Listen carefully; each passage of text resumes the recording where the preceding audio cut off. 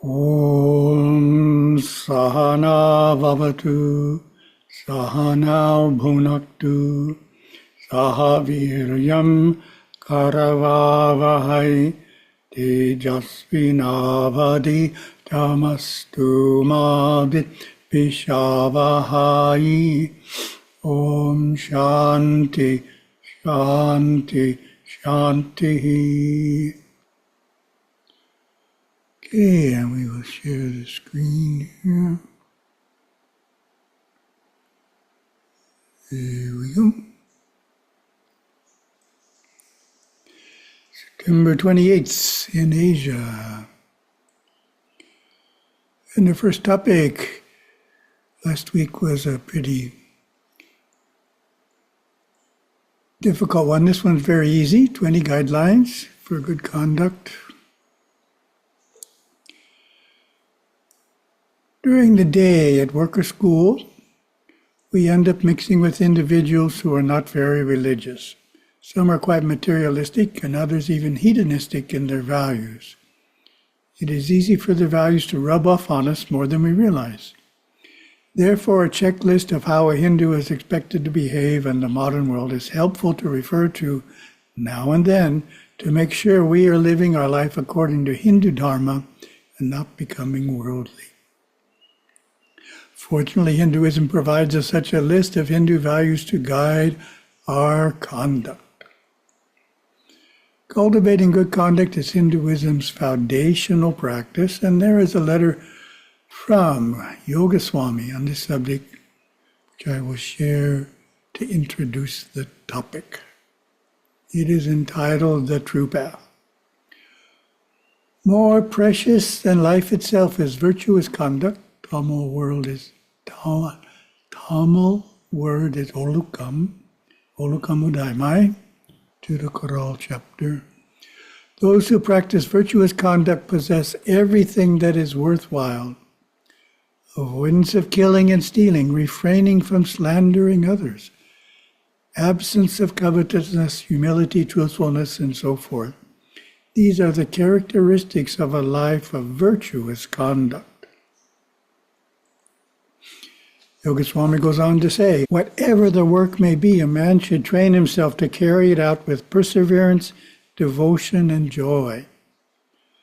By disciplining himself in this way, he will acquire steadiness of mind. That is to say, the mind will become one-pointed. This will allow the Atma increasingly to manifest its power. So that's an important point that's worth commenting on. In other words, how we do our work influences how well we can meditate. If we let our mind wander when we're working, it's harder to control it when we're meditating. So therefore, Yogaswami is saying, do your work with perseverance, devotion, and joy. And then you will acquire steadiness of mind. As we can see from Yogaswami's letter, virtuous conduct consists of a great many different do's and don'ts. Fortunately, there is a comprehensive list of them. And as we know, the list is called the Yamas and the Niyamas. The ethical code is found in many places. It is recorded in the final sections of the Vedas called Upanishads.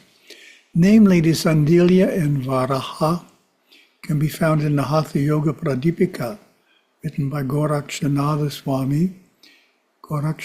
Swami, Swat Marama, in the Tirumandaram of Tirumular and in the Yoga Sutras of Patanjali. Sage Patanjali tells us these yamas are not limited by class, I mean everybody has to do them, country, time, past, present, or future, or situation, hence they are called the universal great vows. So everybody is supposed to do them all of the time.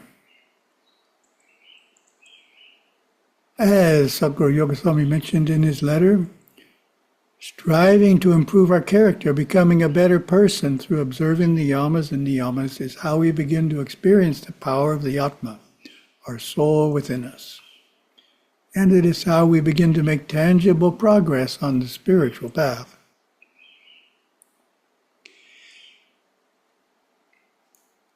Each of us is a soul, a divine being living in a physical body, and we have a threefold nature. So that's the question to you. What is our threefold nature?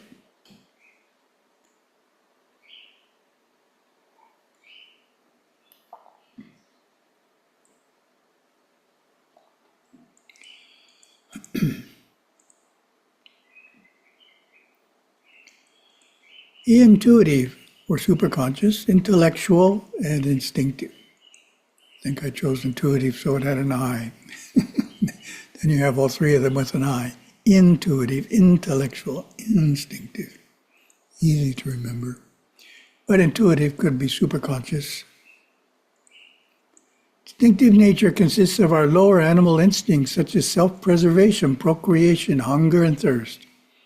It also includes the emotions of greed, hatred, anger, fear, lust, and jealousy. This is our desire, feeling nature.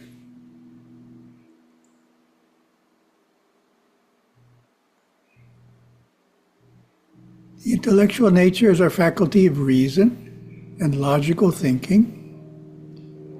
It is a source of discriminating thought. The intuitive nature is the mind of light, of omniscient knowing, omnipresent awareness, and pure consciousness, truth, and love. Making progress on the spiritual path requires learning to control the instinctive mind. The classical depiction of restraint is the charioteer pulling back on the reins of a team of horses to keep them under control. The Sanskrit word for restraint is yama, and the Tamil word is yamam. Yama means reining in or controlling. The yamas are a list of 10 qualities we need to develop to effectively control the instinctive mind. Next, we'll look at each of the 10 yamas in more depth, including one or more examples of each. So the examples are helpful. 10 yamas, as we know, are non-injury, truthfulness, non-stealing, divine conduct, patience, steadfastness, compassion, honesty, moderate appetite, purity. First yama, non-injury, Sanskrit term ahimsa. The meaning, practice non-injury, not harming others by thought, word, or deed. As we know, it's just not our deeds, it's also our words and even our thoughts that should be non-injuriousness. Live a kindly life, revering all beings as expressions of the one divine energy. The instinctive tendency that non-injury harnesses is, of course, the tendency to hurt, cheat, or distress others in order to acquire what we want. It also harnesses the tendency to respond to challenging situations by becoming upset, angry, and finally harming others with our words or fists. What are some examples of hurtfulness? An older brother hits the younger brother as a way of acquiring the toy the younger brother is using. Husband and wife have a serious disagreement, and rather than sit down and talk the problem through, the husband gets angry and solves the problem by slapping his wife. Second yama is truthfulness. Sanskrit term is satya, meaning adhere to truthfulness, refraining from lying and betraying promises. Speak only that which is true, kind, helpful, and necessary.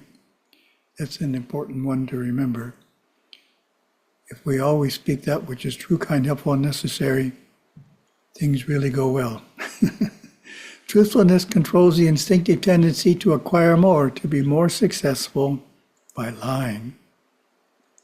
Examples, we are a salesman and deliberately exaggerate the abilities of the products we sell to increase our sales.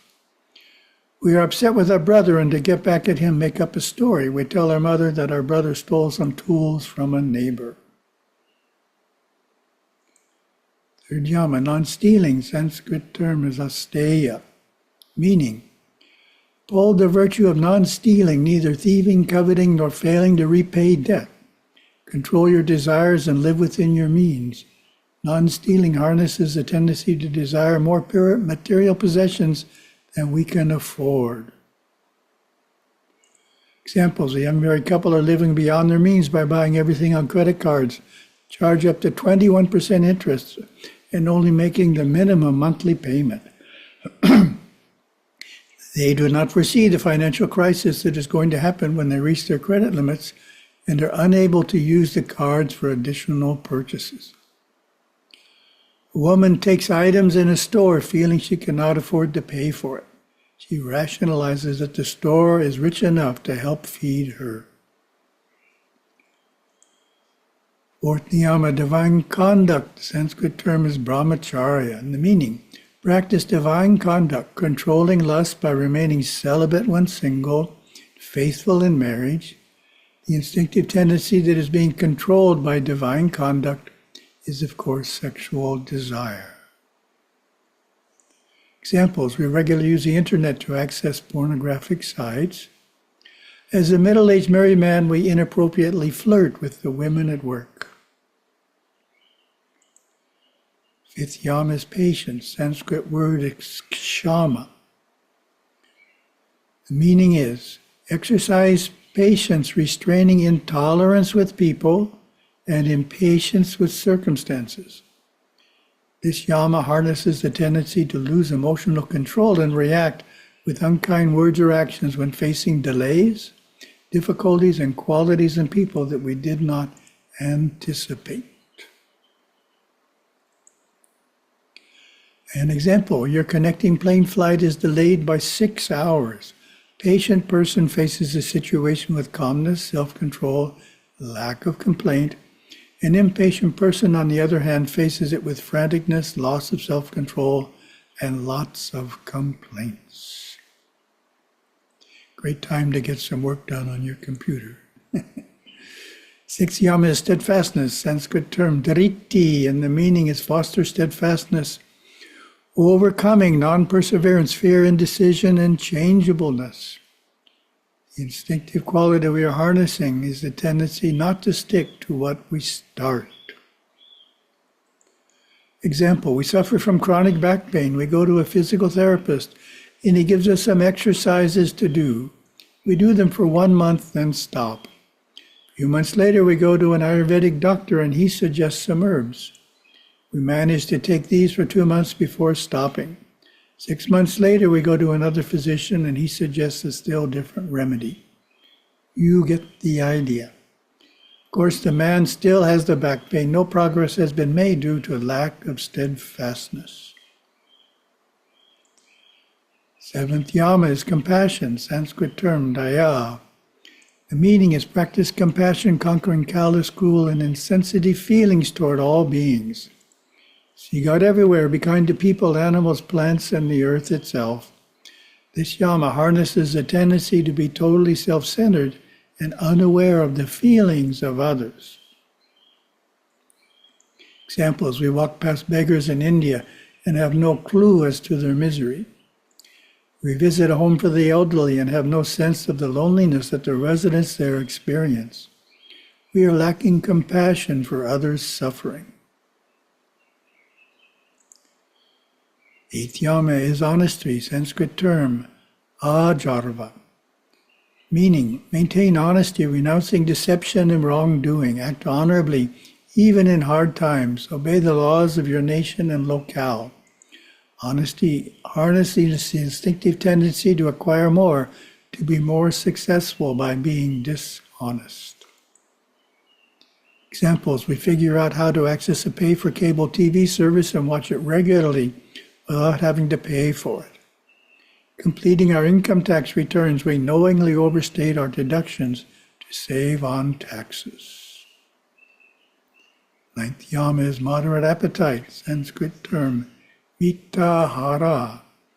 The meaning is be moderate in appetite, neither eating too much nor consuming meat, fish, fowl, or eggs. Enjoy fresh, wholesome vegetarian foods that vitalize the body. The instinctive tendency we are focusing on controlling is, of course, our appetite. We tend to eat too much, as well as foods that are not good for our health. particularly those sweets. Sweets are hard to control. Due to recent events in our personal life, we ended up in a lonely and sad state of mind. To make us feel better emotionally, we turned to comfort foods, adding large portions of ice cream and cake to our evening meals, and of course start gaining weight. 10th Yama, purity, Sanskrit term, shaucha. Meaning, uphold the ethic of purity, avoiding impurity in body, mind, and speech. Maintain a clean, healthy body, keep a pure, uncluttered home and workplace. This yama harnesses the tendency to allow impurity to accumulate.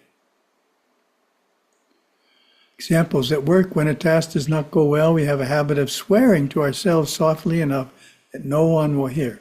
So that's impure speech. At home, we never put items away when finished working with them. Thus, the room is always cluttered with things that are out of place. Next, we have the observances. Sanskrit word for observance is niyama. Tamil word is niyamam. Literal meaning is to unleash. The niyamas are a list of 10 qualities we need to develop to express our refined soul qualities in our outer actions.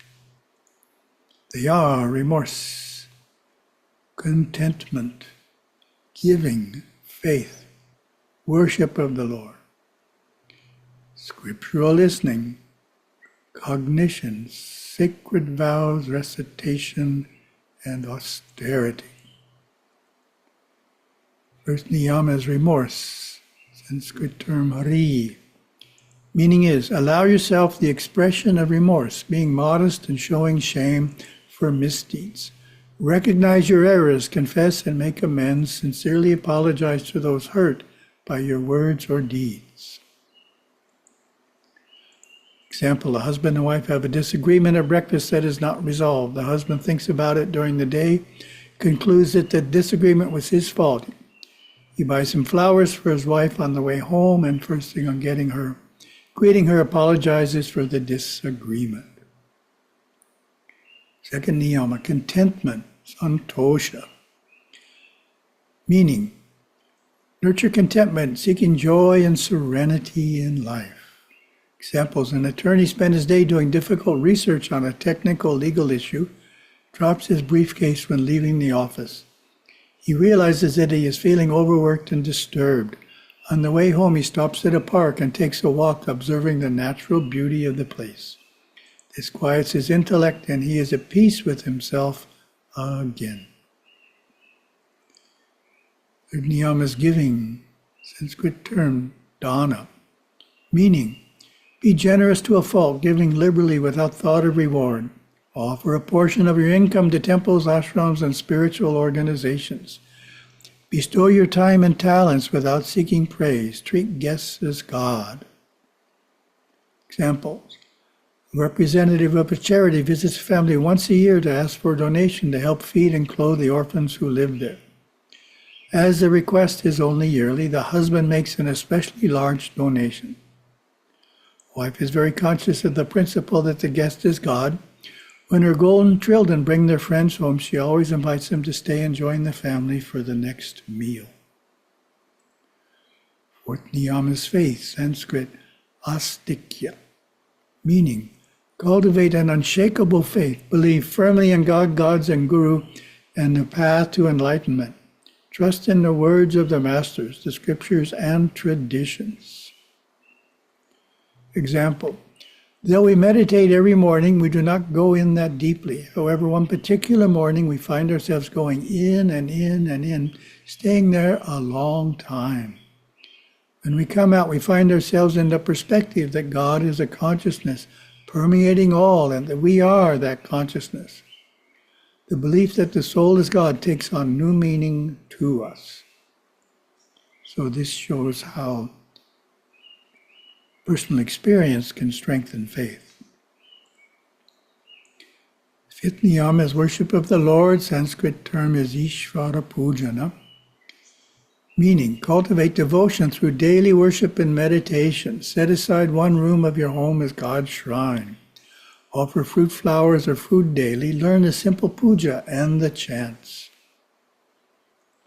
Example, a young teen learned a very simple puja from Hindu elders who lived nearby.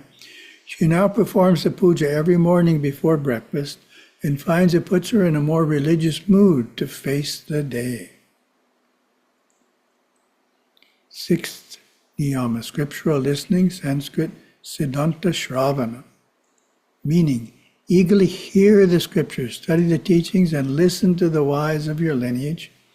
Read, study, and above all, listen to readings and dissertations by which wisdom flows from knower to seeker. Example, a young man had been regularly reading a translation of the Upanishads for a few years. He then had the opportunity to listen to a few lectures by a visiting Swami on the philosophy of the Upanishads. He found the lectures gave him a great deal of new understanding he had not been able to acquire just from reading. Seventh niyama, cognition, Sanskrit, mati, meaning develop a spiritual will and intellect.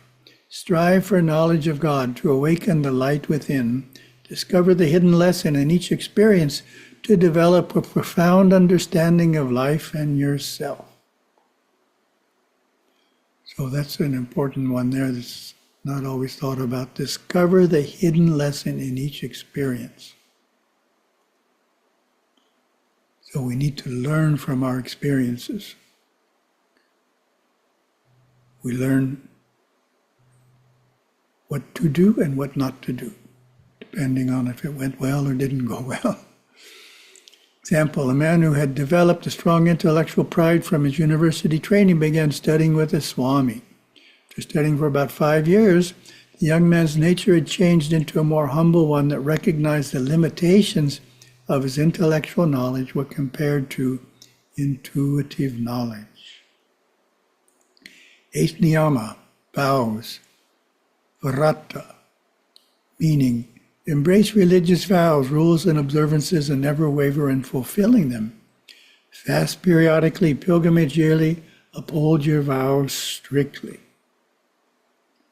Example, 2 young women who are close friends take a vow that for each of the 21 days of Vinayaka Vratam, they will fast during the day, attend puja at the temple in the early evening, and eat only after the puja.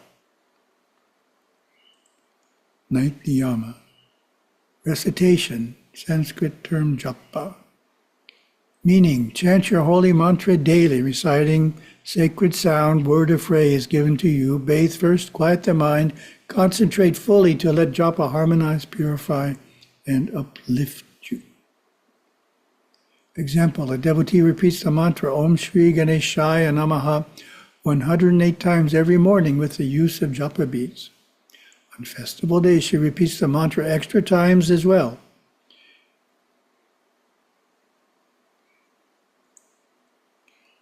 Tenth niyama is austerity. Sanskrit, tapas, tamo, tavam, meaning practice austerity, serious disciplines, penance, and sacrifice. Atone for misdeeds through penance such as 108 prostrations or fasting. Perform self-denial, giving up cherished possessions, money, or time.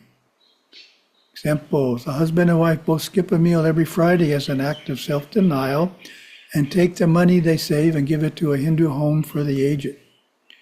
Young man is determined to overcome his regular outbursts of anger. Every time he expresses anger, as a penance, he skips the next meal, taking only water. His outbursts of anger are gradually lessening. And that's our first topic.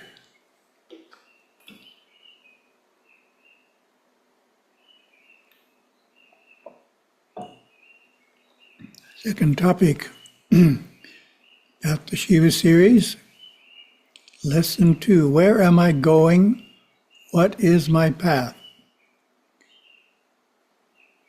And that's the question to you. How would answer that? How would you answer that question? Where am I going? And what is my path?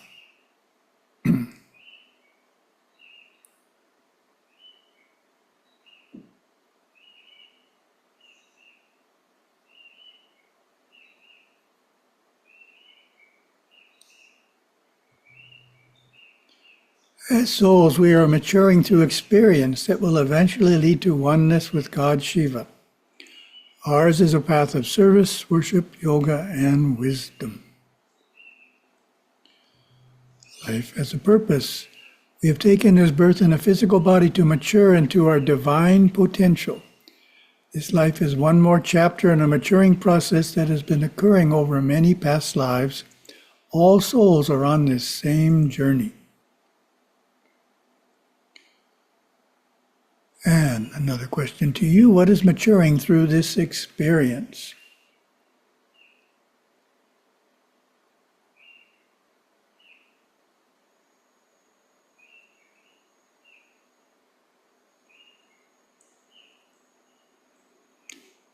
The deepest part of our soul, our essence, is and always has been one with Shiva, but our soul body is still maturing. So soul body is the answer. Called Karana Sharira Ananda Maya Kosha. We are like a tiny acorn growing into a mighty oak tree. We grow by learning to control our mind, body, and emotions. The stronger we get, the more we sense our Shivaness. First, we learn from our suffering to avoid more suffering. We turn fear into fearlessness, anger into love, conflict into peace. Those are nice. We then learn to serve. Selfless service is the beginning of spiritual striving. Through our selfless service, we come into deep understanding and love of God. We can then see that the world we live in, the people we relate to, and we ourselves are none other than Shiva. Finally, we learn to meditate deeply, to quiet the mind, find peace and silence within ourselves, and watch ourselves going through all our experiences like watching an actor in a movie, knowing that our true identity is the soul, the watcher. That practice brings us to the realization of God within us. At the end of this evolutionary journey, we are fully one with God. No difference remains. Call this ancient path of spiritual striving, Jnana Marga, the true path. Path of service, worship, yoga, and wisdom. This Charya Kriya Yoga Jnana, rendered in English. Just as a train reaches its destination by following the tracks, we reach our innate perfection and freedom from rebirth by following the Jnana Marga. And our third topic, answering questions sent into Hindu.org. As the devotee reaches the Jnana Marga, so the question and doubt starts occurring to perfect Upanishadic knowledge practically. How the devotee then balances the devotion with knowledge. So what happens to devotion when you're pursuing the path of jnana? Let's compare devotion to the deities to love for one's parents. For an infant, the parents are the infant's entire world. When older, the child also has good friends that are loved.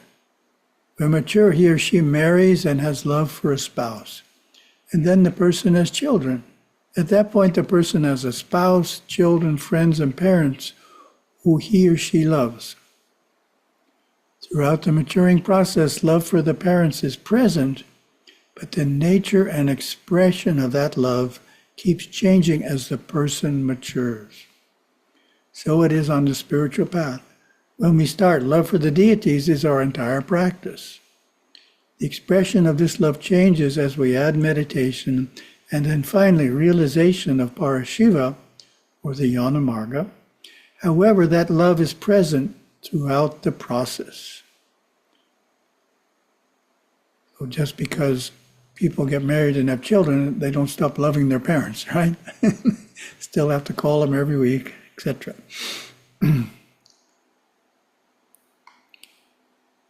Thank you very much.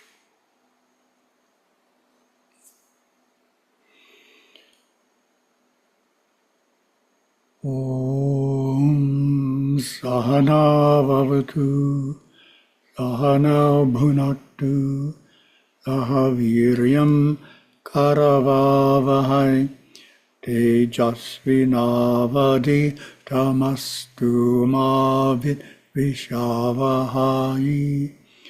Om Shanti Shanti Shanti.